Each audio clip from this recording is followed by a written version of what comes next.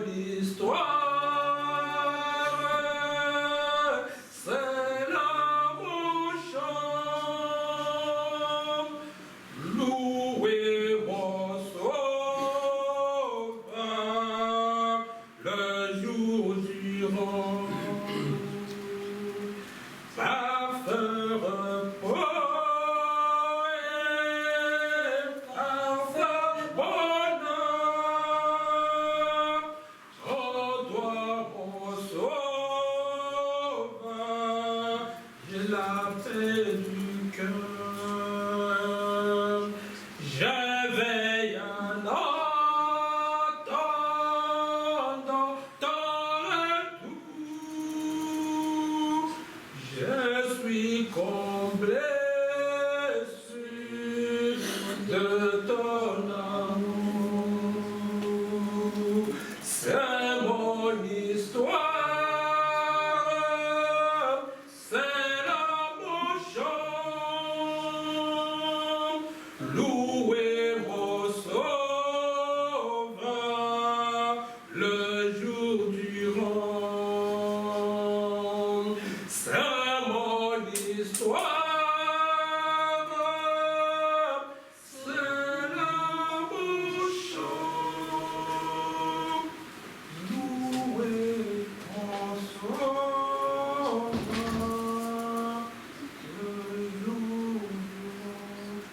Merci Seigneur parce que tu vas disposer nos cœurs pour t'écouter. Je m'abandonne entièrement entre tes saintes mains. J'abandonne également mes frères et sœurs ici présents entre tes saintes mains. Seigneur, utilise-moi puissamment pour pouvoir transmettre ce que toi-même tu as prévu, Seigneur, pour nourrir tes enfants. Je ne suis qu'un rien devant tes enfants, Seigneur. Père éternel, merci parce que ta parole est vie. Nous voulons recevoir la vie de ta parole. J'ai ainsi prié au nom du Seigneur Jésus-Christ. Amen. Amen. Alléluia. Amen. Nous pouvons nous asseoir, s'il vous plaît.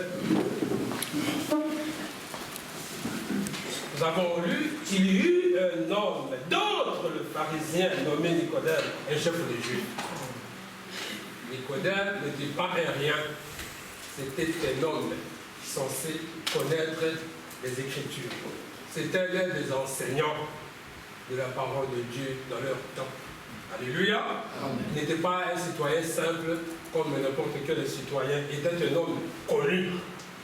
Mais cet homme, dans son orgueil d'un homme de serviteur de Dieu qui se prétendait, la Bible nous dit qu'il vint lui auprès de Jésus la nuit des nuits et lui dit: Rabbi, nous savons que tu es un docteur venu de Dieu, car personne ne peut faire ces miracles que tu fais si Dieu n'est pas avec lui. Alléluia. Il a fait un constat que cet homme-là fait des miracles. Alléluia. Des prodiges. On entend parler de lui. Il guérit les malades. Il fait beaucoup de choses. Certainement que cet homme-là vient de Dieu. Alléluia. Jésus lui répondit: en vérité, je te l'ai dit, si un homme n'est né d'eau, il ne peut voir le royaume de Dieu. C'est là où le bas blesse. Dans beaucoup d'églises, on le fait. Et là maintenant, on fait des choses d'une façon simplifiée, sans révélation, pour dire: il faut que tu es baptisé dans l'eau, tu es né de nouveau. Ah non, frères et sœurs, c'est plus simple. C'est très simple de dire des choses comme ça. Alléluia. Ce n'est pas parce que tu es baptisé d'eau que tu as la nouvelle naissance. Ce n'est pas ça. Nous le verrons très très loin. Alléluia. Nicodème lui dit: comment un homme peut-il naître quand il est vieux? Peut-il rentrer dans le sein de sa mère et naître? Moi, Nicodème, je deviens plus grand, plus géant que ma mère. Maintenant, tu me dis que je dois renaître, naître de nouveau, c'est-à-dire je dois faire comment? Rentrer dans le ventre de ma mère et encore renaître. Alléluia. Vous voyez un peu comment les gens de ce monde comprennent les choses toujours de façon charnelle. Alléluia. Jésus avait sa compréhension et Nicodème avait lui aussi sa compréhension. Alléluia. Donc les deux ne s'attendaient pas dans leur réflexion. Jésus répondit: en vérité, je te l'ai dit, si un homme n'est né d'eau et d'esprit, il ne peut entrer dans le royaume de Dieu. À mon avis, pour lui, là, tu veux, c'est ah là, c'est déjà une solution. Je peux courir, aller me jeter dans l'eau et j'ai un peu d'essence. Alléluia. Ce n'est pas ça. Car la Bible dit, Jésus en ajoute, il dit: ça qui est né de la chair est chair, et ça qui est né d'eau, ça qui est né de la chair est chair, et ça qui est né de l'esprit est esprit. Alléluia. Si tu as une naissance charnelle, tu resteras toujours charnel. Mais si tu as une nouvelle naissance qui est spirituelle, eh bien, tu seras spirituel. Alléluia. Ne t'étonne pas que je t'ai dit, il faut que tu naisses de nouveau. Et si, mes frères et sœurs, nous constatons que Dieu et Jésus-Christ n'a pas supplié à Nicodème que tu peux naître de nouveau si tu veux, tu pourrais naître de nouveau. Si tu veux, tu peux ou ne pas. Non, c'est une obligation. Tu dois naître de nouveau. Et ça, c'est la première doctrine du Seigneur Jésus-Christ. Et malheureusement, que c'est une doctrine qui est mal connue, mal enseignée. Revenons à Nicodème. Dans sa compréhension et dans sa façon de voir les choses, il voyait que des miracles. Cet homme, il a guéri. Cet homme, il a fait des miracles. Mais il a oublié qu'il y a mieux que ça. Alléluia. Il n'y a pas que des miracles qui comptent dans la vie. Même un démon peut faire des miracles. Quand la Bible dit qu'ils ont le pouvoir de faire descendre même le feu du ciel. Alléluia. Mais ce qui était important, qu'il oubliait, c'est le changement. Alléluia. Une nouvelle naissance. Pas de miracle. Même ses disciples se comportaient de la même façon. Oh Seigneur, là où tu nous as envoyés, nous avons fait des miracles. Nous avons guéri des malades. C'était magnifique. C'était vraiment bien. Les gens étaient contents. Il dit, ne vous réjouissez pas d'avoir guéri ou fait des miracles, mais réjouissez-vous plutôt que vos noms soient écrits dans le livre de vie. Alléluia. Ce n'est pas les miracles. Oh, cette église-là, les gens ne tombent pas. Oh, le prédicateur de là ne font pas tomber les gens, ils n'ont pas le pouvoir. Oh, là-bas, ceci, cela. Frères et sœurs, nous ne venons pas ici pour faire tomber les gens. Nous ne venons pas ici pour faire de faux miracles. Nous venons ici pour chercher un changement. Amen. Pour naître de nouveau. Alléluia. Et comment naître de nouveau? Là, nous descendons. Alléluia, mes frères et sœurs. Amen.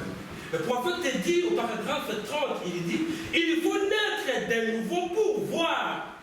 Et Jésus-Christ est entré dans son royaume. C'est-à-dire que tu ne peux pas voir Jésus-Christ ni entrer au royaume de Dieu si tu n'es pas né de nouveau. C'est une obligation, mes frères et sœurs. Tu es obligé de naître de nouveau pour voir le Seigneur Jésus-Christ. C'est une condition sine qua non absolue, mes frères et sœurs. C'est une obligation, pas une supplication. C'est un impératif obligatoire. C'est l'impératif, mes frères et sœurs. Il faut naître de nouveau. Ce n'est pas que tu peux ou n'es pas. Non, frères et sœurs. Et par contre, quand nous regardons dans la Bible nous dit même que Dieu nous donne le choix d'accepter ou de refuser. Mais ici, il ne nous a pas donné le choix. Alléluia, mes frères et sœurs. C'est une obligation. Tu dois naître de nouveau. Amen. Si tu veux entrer au royaume des cieux, il n'y a pas une autre possibilité. Il n'y a pas une autre voie possible. Il faut naître de nouveau. Amen. Au paragraphe 43, il dit, le prophète dit, si vous n'êtes pas né de nouveau, vous ne comprendrez jamais les choses du royaume. Alléluia, mes frères et sœurs. Si tu n'es pas né de nouveau, les choses du royaume pour vous ne sera que du feu. Alléluia. Que du feu. Parce que vous n'êtes pas né de nouveau.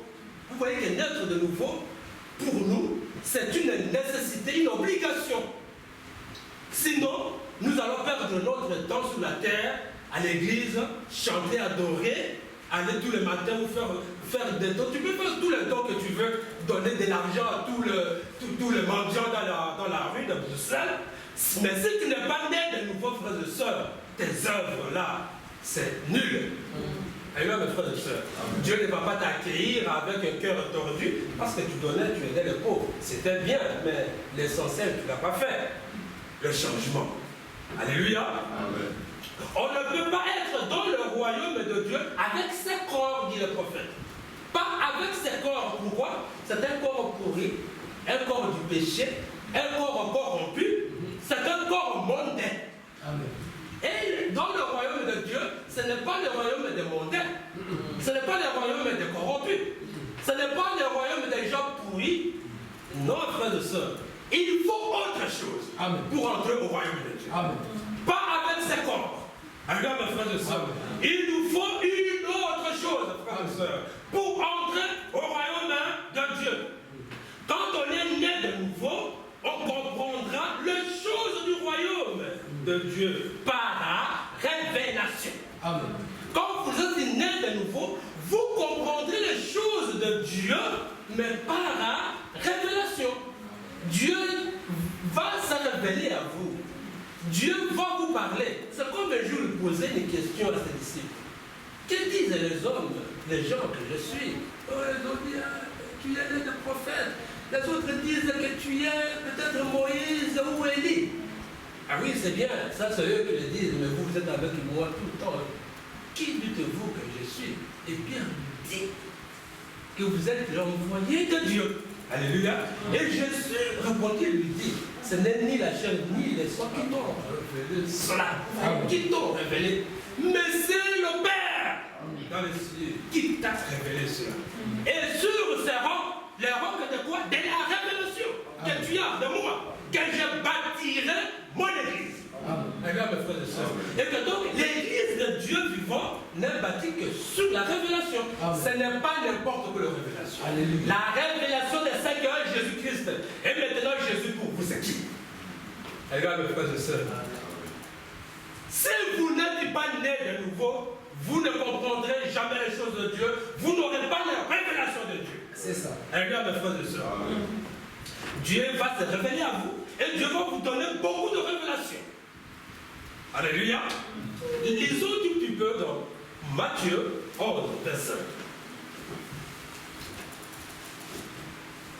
1. Matthieu 11, verset 1. À ce temps-là, Jésus prit la parole et dit, je te loue.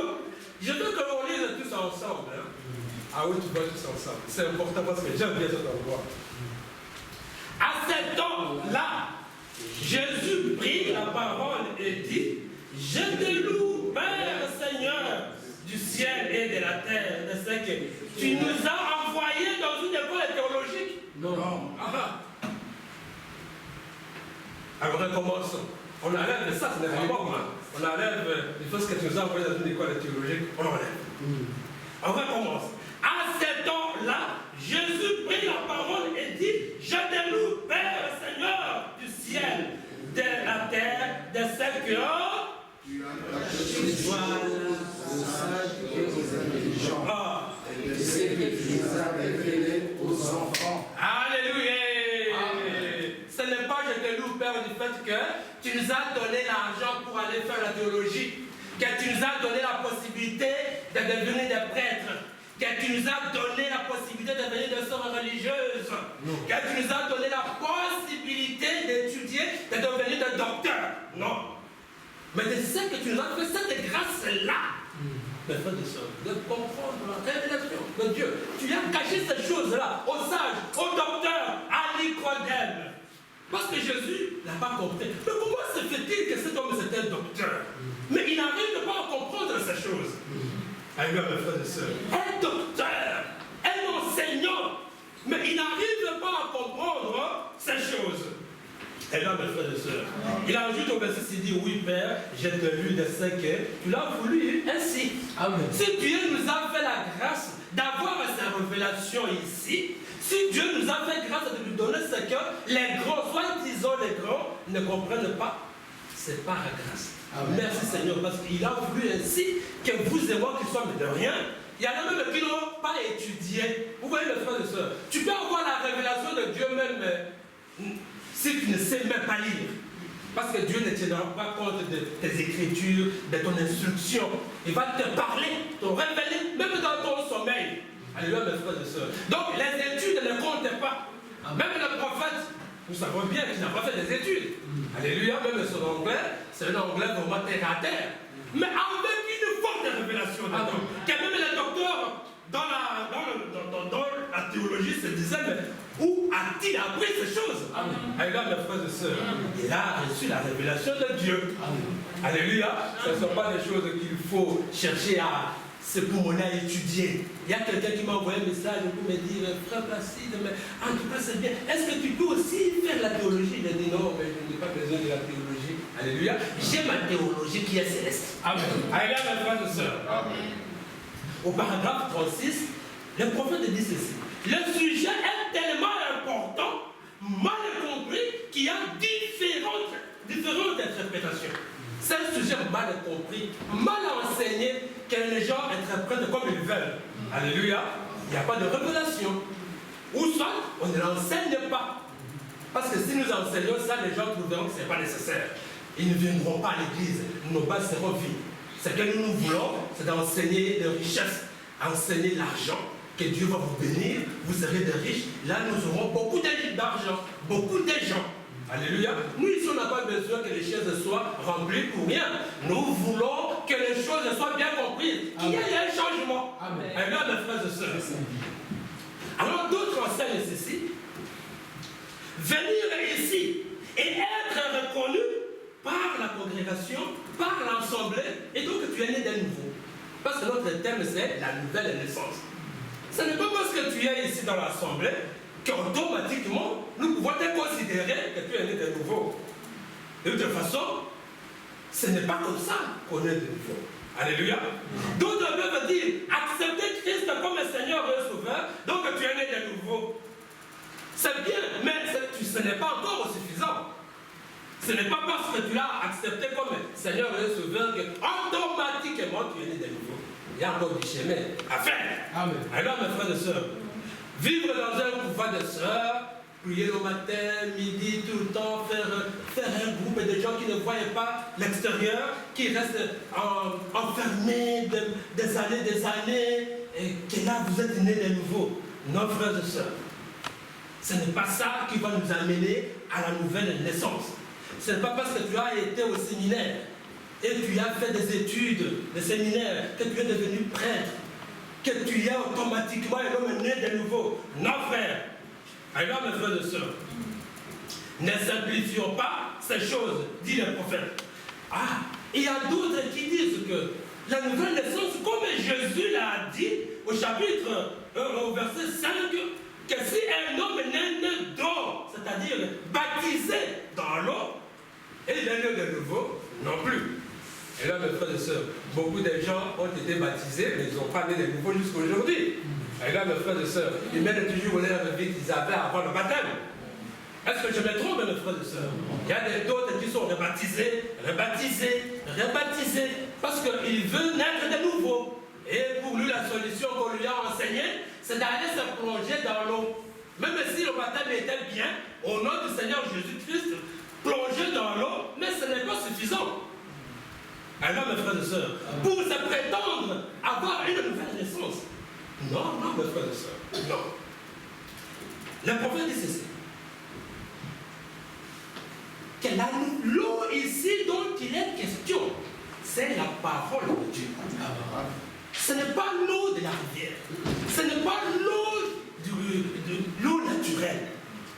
Si vous n'êtes pas né dans la parole de Dieu ou de la parole de Dieu, et c'est là où les gens, les grands enseignants, les écoles dénominationnelles, catholiques, protestantes et d'autres, n'ont pas compris.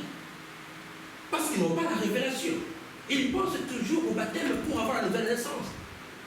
Le baptême, c'est oui, c'est ce que tu dois faire ici pour témoigner aux yeux des frères et sœurs que tu es mort avec le Christ, tu es ressuscité avec lui. C'est pour témoigner. Et ça entre les hommes. C'est les hommes qui se le font, qui se le donnent. Mais Dieu lui viendra que notre baptême, que l'homme ne peut pas donner à un autre. Amen. Et donc, mes frères et sœurs, le baptême dans l'eau, c'est une recommandation de Jésus-Christ. Mais ce n'est pas suffisant. Alors, mes frères et sœurs, pour naître de nouveau, il dit si un homme n'est né d'eau et d'esprit, c'est-à-dire de la parole de Dieu, est baptisé de cet esprit.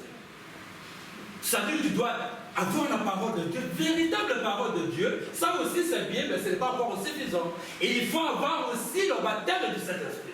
Et de toutes les façons, une fois que tu as une véritable parole de Dieu révélée en toi, le Saint-Esprit viendra sceller cette parole. C'est-à-dire te sceller, te reconnaître. Alors, mes frères et sœurs, nous avons le témoin de frère Branham qui dit que lui travaillait dans une société de chemin de fer. Alléluia. Et que chaque fois, il observait que après avoir chargé le wagon, il y avait des inspecteurs qui venaient observer si les wagons sont bien chargés. Alléluia. Est-ce que dans le virage, La cargaison ne peut pas se renverser, ou qu'est-ce qu'il faut? Il vérifie. Si le wagon est bien fermé, alors regarde, on peut sceller le wagon. Le wagon là peut partir. Alléluia. Les Écritures, c'est comme ça. Quand nous recevons la parole de Dieu bien classée, bien ordonnée, comme le Seigneur nous recommande, comme le prophète nous a enseigné, c'est à ce moment-là que le Saint-Esprit vient sceller le wagon. Vous scellez, vous reconnaître. Amen, mes frères et sœurs. Donc il faut les deux ensemble. Amen.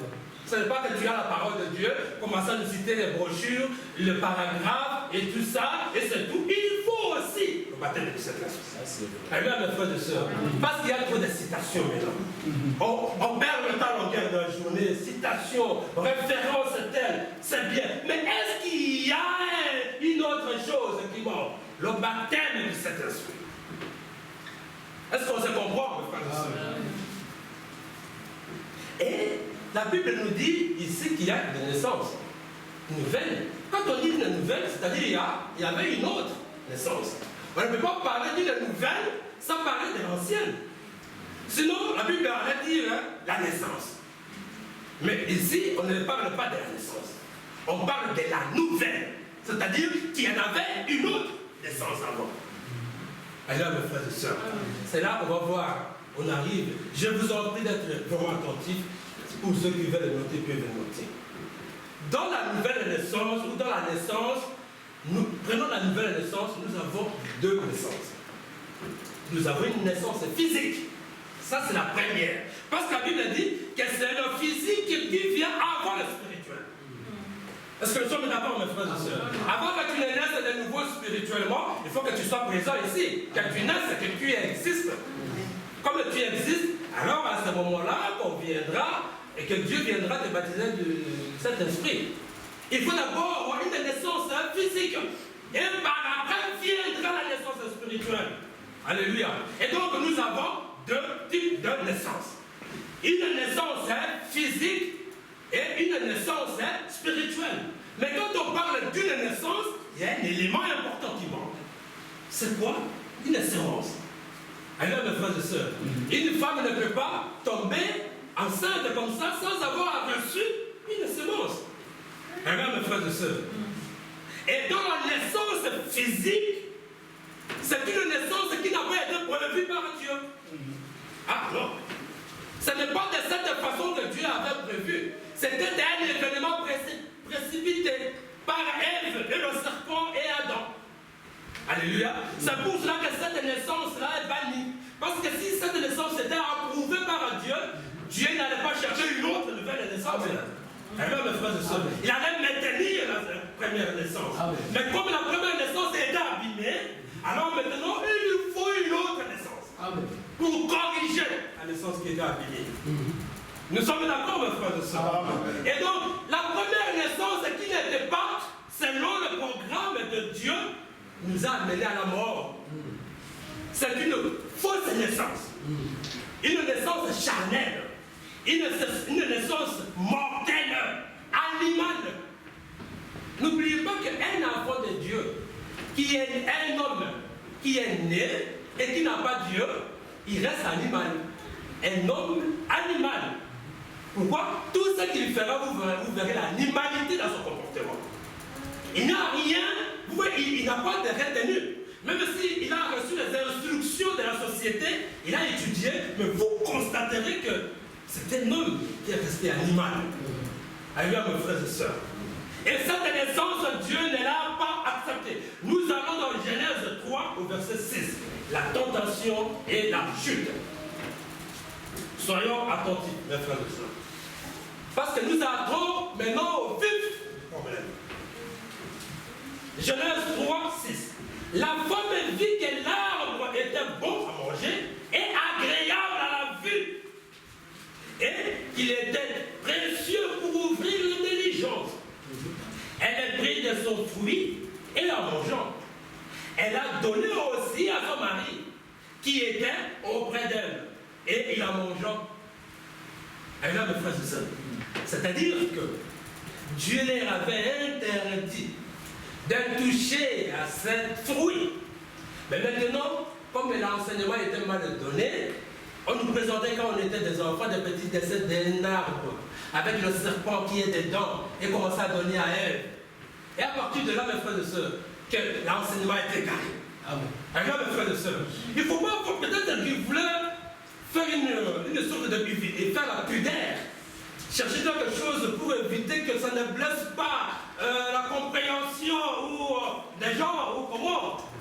Garder la pudeur, non. La parole de Dieu doit être dite telle qu'elle. Amen.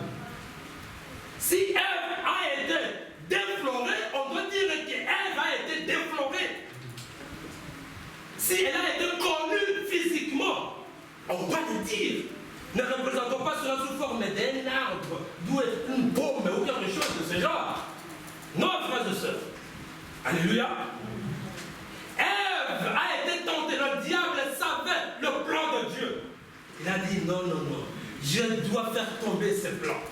Il a cherché parmi la créature de Dieu. Quelle a été la créature la plus meilleure rapprochée de l'homme? C'était le serpent. Le prophète Abraham nous dit qu'il a reçu la révélation, la vision du serpent avant qu'il soit ce qu'il est aujourd'hui. Il dit que c'était comme un homme, plus qu'un chimpanzé, plus qu'un gorille. C'était une créature qui était le plus proche de l'image de l'homme, physiquement. Il était baraqué comme vous voulez, il était vraiment comme un homme. Et Lucifer est allé le chercher. Viens par ici. Je dois détruire le plan de Dieu. Il est entré dans cet homme-là, dans ce serpent qui était gaillard, presque comme un homme. Et il est parti vers Ève. Lui dire non, Dieu vous ment. Vous savez qu'il vous a créé, toi et Adam, il vous a créé. Mais il vous empêche de faire ça parce que vous risquez de créer vous-même d'autres enfants, d'autres personnes. Et donc, vous deviendrez intelligent comme lui de créer d'autres. Ah oui. Et la Bible nous dit que cet arbre-là, il était beau pour le voir, meilleur. Le serpent était meilleur. Un homme beau, agréable à la vue, pour le voir. Et elle était séduite. Elle a mes frères et sœurs. Et la Bible nous dit qu'elle a consommé. Elle a été déflorée. Le serpent a couché, pour dire clairement les choses, avec elle. Le serpent a déposé une sémence. Une fois que la sémence est déposée, il y a fécondation. Elle a mes frères et sœurs. Elle est partie auprès de son mari pour lui dire, voilà, ce qu'on nous a empêché, c'est meilleur, c'est bien. Alléluia. Tu dois aussi consommer. Ah non, ma femme. Mais tu sais que Dieu nous l'a interdit, oui, mais il nous a interdit pour qu'on ne découvre pas le bonheur de ces choses. Alléluia, mes frères et sœurs. Et Adam aussi a commis une même faute. Alléluia, mes frères et sœurs. Et dans elle, il y a eu maintenant deux sémences. La sémence du serpent et la sémence d'Adam. Alléluia. Et les deux grandissaient, fécondaient et ont donné naissance à qui? À Abel et à Caïn. Donc Caïn était la sémence du diable et Abel était la sémence d'Adam. Alléluia. Voilà où est le problème, mes frères et sœurs. Maintenant, moi j'avais un professeur, un enseignant, je pense vers 6e primaire. Il était un prêtre, des gens qu'on appelle des frères. Moi je viens de recevoir le message à ce moment-là. Je vous assure, à notre âge, ce n'est pas calme comme ça. Hein. Il y avait des débats même à l'école. Hein. Ah oui.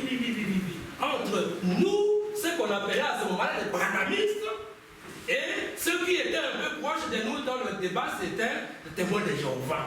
On peut passer la récréation en train de débattre de Jésus, Fils ou Dieu et Jésus, Dieu.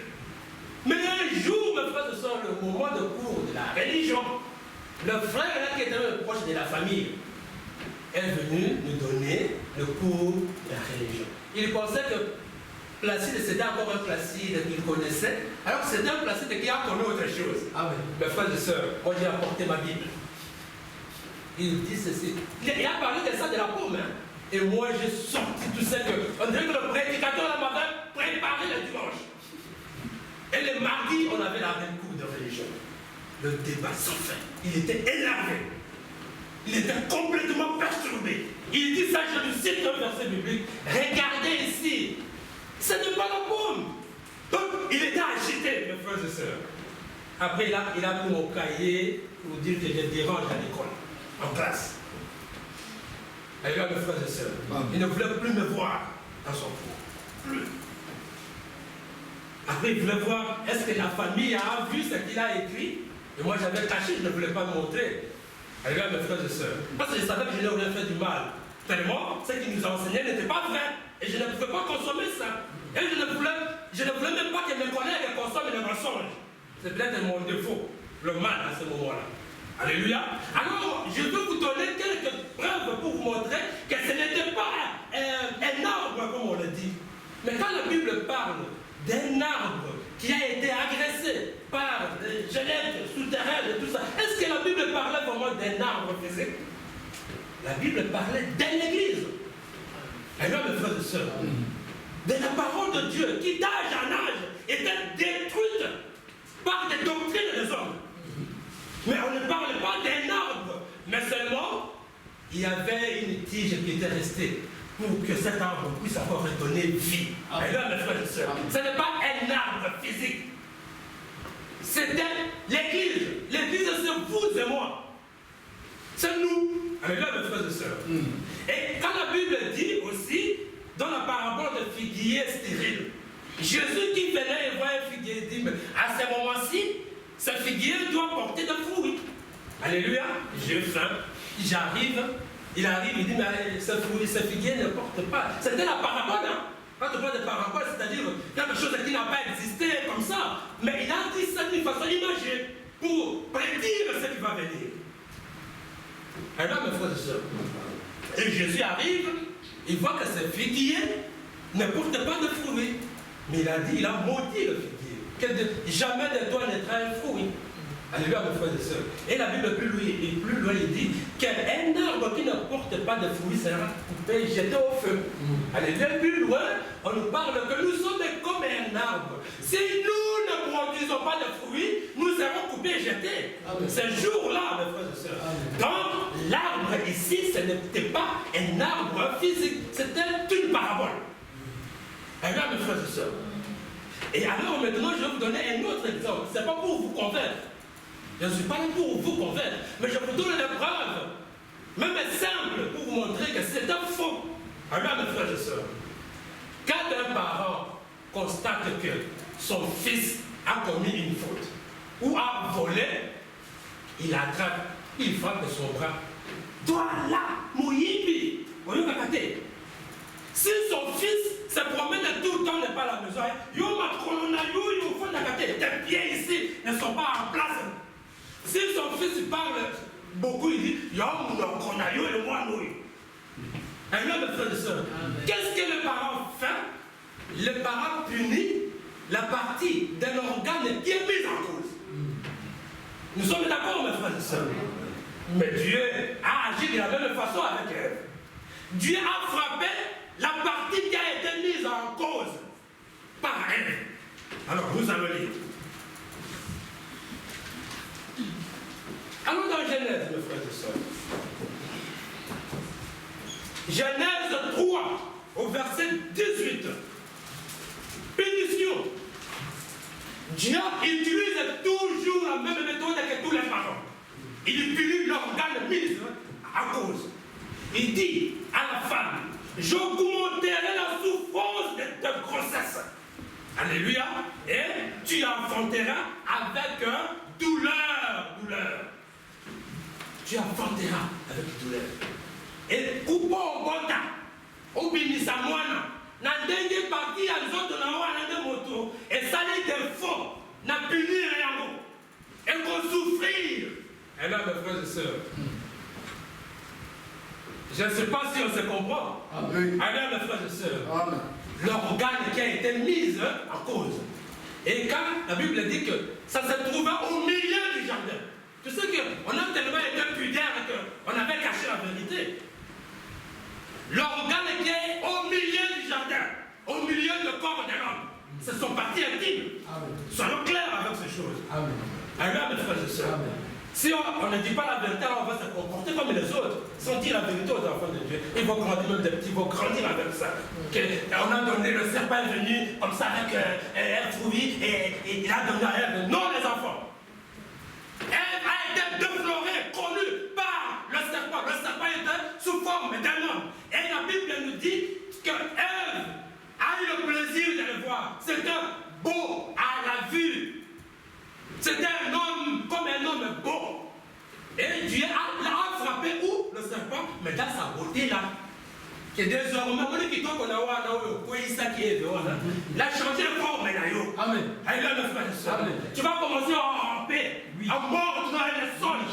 Et nous, aujourd'hui, tu mets un serpent ici, tout le monde fuit. Alors que dans les temps de Ève, la Bible dit, c'était beau à la vue. Amen. Mais maintenant, il n'est plus beau à la vue. Il a été puni, il fait peur. Amen. Et là, mes frères et sœurs. C'est ça la vérité. Mais c'est cela. Amen. Nous sommes d'accord, mes frères et sœurs. Amen. Même un homme a été puni, lui aussi, toujours dans la partie mise en cause. Et où? Mais la sémence de l'homme qu'Adam avait placé dans Ève. Quand Dieu a créé Adam, il a créé pour qu'Adam vive, l'homme vive éternellement. Amen. Qu'il n'y ait pas la mort dans l'homme, que l'homme vive éternellement. Mais Dieu a dit, mais comme toi tu es allé déposer ça, alors le séjour de l'homme est coupé. Amen. Empêchons l'un de vivre éternellement. C'est pour cela que la sémence d'Adam, vous et moi, nos vies sont coupées. Tu vois la sémence qui est mise en cause. Elle a été placée dans Ève. Pas avec l'autorisation de Dieu. Et là, mes frères et sœurs. Et donc je pense que avec les peines d'éléments, nous pouvons aujourd'hui nous dire, confirmer que vraiment, il n'y a pas eu un fruit physique qu'Ève avait consommé. Sinon, la punition de Dieu ne s'enchaînait pas en suivant les organes mis en cause, comme les parents dans le monde. Alors, mes frères et sœurs, je vais lire dans Job 14, 1, pour vous montrer que la naissance là, c'était la naissance pécheresse.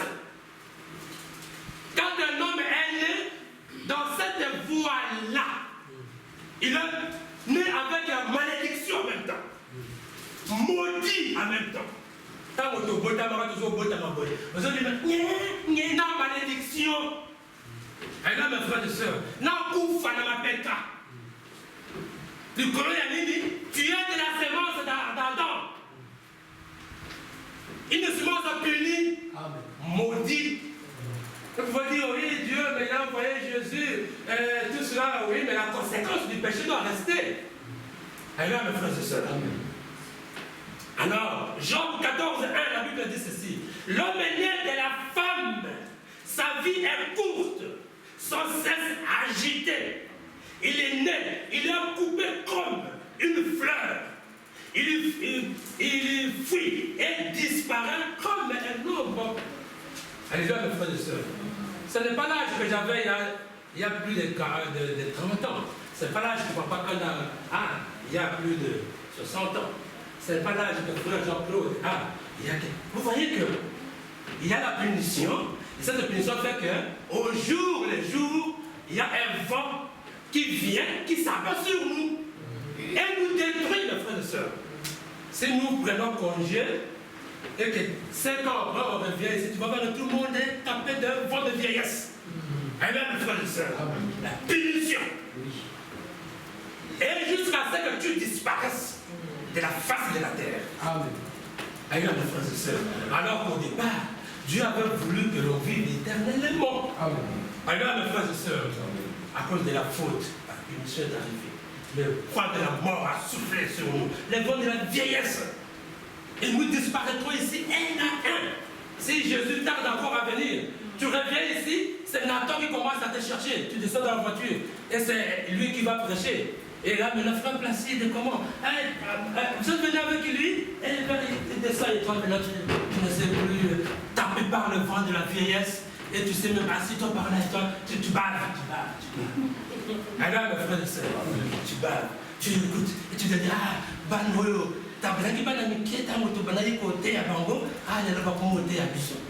Et lui aussi pareil. Les moments viendront, le vol ne tape pas. Et une autre personne commence à l'amener. Attends, oui, je veux. Assieds-toi ici pour écouter la parole de Dieu. Et il va aussi. Alléluia, mes frères et sœurs. Amen. C'est la vérité. Amen. Alléluia. Amen. Nous laissons la naissance physique. Quelle naissance maudite. Maudite. Nous mangeons avec la malédiction. Alléluia, mes frères et sœurs. On verra qu'il y a une solution pour que cette malédiction-là soit éloignée de nous. Jésus est venu. Peut-être si on a le temps, on verra. Mais d'emblée, je parle ici de la naissance physique, naturelle, de façon naturelle. Je ne parle pas encore de la venue du Christ. Alléluia, mes frères et sœurs.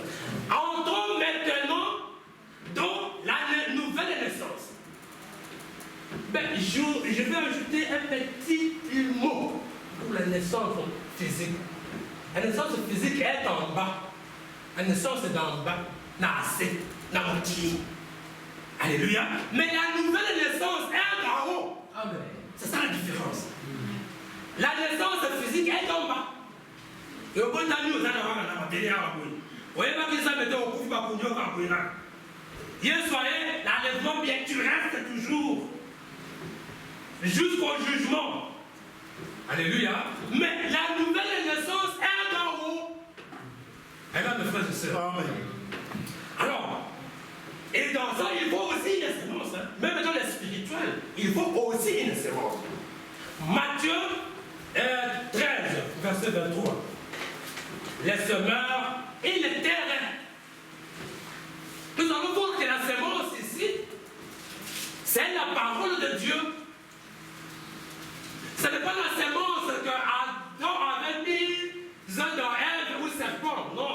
Maintenant, c'est une autre sémence. Nous sommes dans la nouvelle naissance. Et au début, j'ai dit que si